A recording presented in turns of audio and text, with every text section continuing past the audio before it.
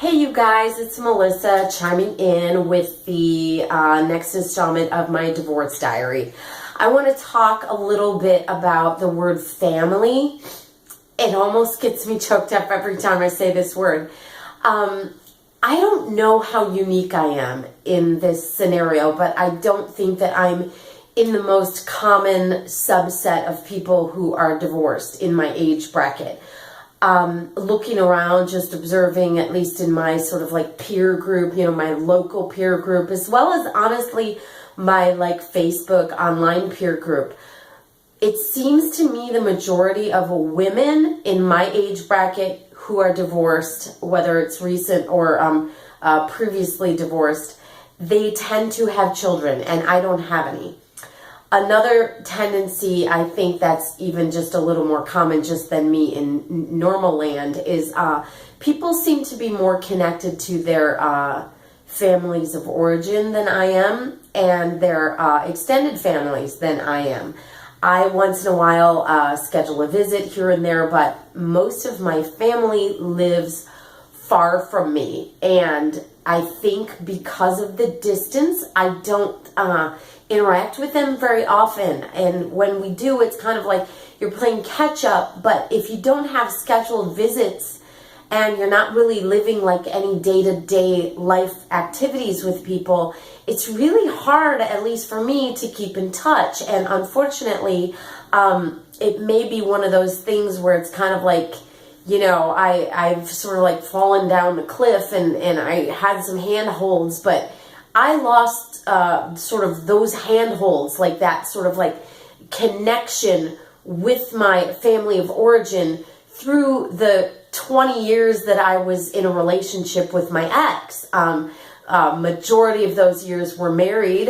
Prior to that, they were living together. So pretty much, a very intimate, deep, personal relationship just with me and my ex. And we were also each other's best friends. We had a career goal of going to Hollywood. That was mutual. Each of us had it before we met, and it seemed to be kind of like a linchpin of our relationship. I'm not going to go super into that. I don't know whether or not other people share this experience, but having sort of each separately and together let go of that career ambition, just because of time and sort of just our hand was forced. We couldn't really afford to continue to live in Hollywood without more success, or just living very much like kind of like a ghetto-y type life there is basically what it got to. We were rent controlled, and we were getting squeezed out of our rent controlled apartment, and our local, just really local neighborhood was going downhill until it was like gunshots on Christmas morning.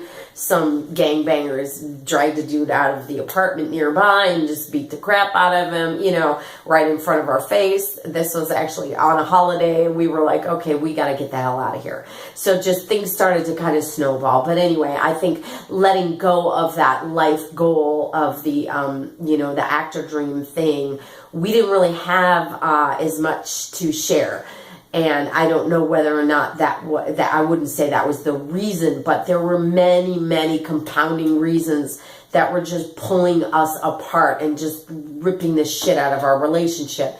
And you can see if you watch the Let's Talk About X Baby video where the two of us talk, that's, something we allude to. It's just, we really went to hell and back together.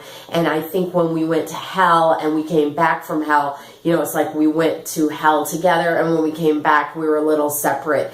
And then we just sort of like found different ways of coping with the realities of what all we had been through together. And it just turned out that we kind of swam to shore, but we maybe swam to different shores, and we were each on far away from each other by that point. I'm not really sure what I'm landing on, and I'm not really going to try. I just feel today, I want to share that I feel super, I'm like an orphan, and I miss connection, and it's very hard to connect with other people in my peer group because they have deep connections with their children or with their families of origin. And to me, still my deepest connection in this universe is with Ben. And he knows that. And so he's been a friend to me. We text. But as much as I'm searching, it will be difficult for me to find somebody as kind of lone wolfy as I am that can truly understand that. So I'm just going to keep on moving ahead. And if I'm a lone wolf or lone wolfess, I'm just going to keep walking that walk. I know that life and love will continue. And more is going to be there to meet me around the corners. I just can't see around those corners right now. And I'll be all right. So if you're in any one of those tons of categories that I just brought up that seem to isolate me into a very small subset peer group, hi. Nice to meet ya. And if you're in any of those disparate subsets, maybe you're divorced without children, I feel ya. Maybe you're divorced with like a complete career change, I feel ya.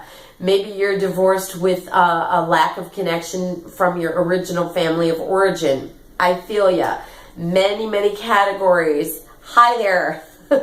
I'm in like all of them, and you might be in one of them. And if you are, please don't forget to take a minute to be grateful for the kids that your divorce left you with, or for that renewed connection with your family of origin that maybe your divorce left you with, or whatever, you know, whatever career you decided to sort of like, you know, hustle back into. I am finding by accident, I'm sort of meandering back into the performance stuff. It's not necessarily what I want to be doing. I would just as soon be somebody's wife with kids in a house right now, but that's not the case. So I'm just grabbing onto whatever those, you know, holds as I'm sliding down this sheer, you know, rock cliff, or climbing up it, whatever it is I'm doing, that's what I'm doing. Okay, time to zip it. This is getting long. I guess I'm feeling lonely. People. All right, bye. I'll hang in there. Trust me, I always do. Bye.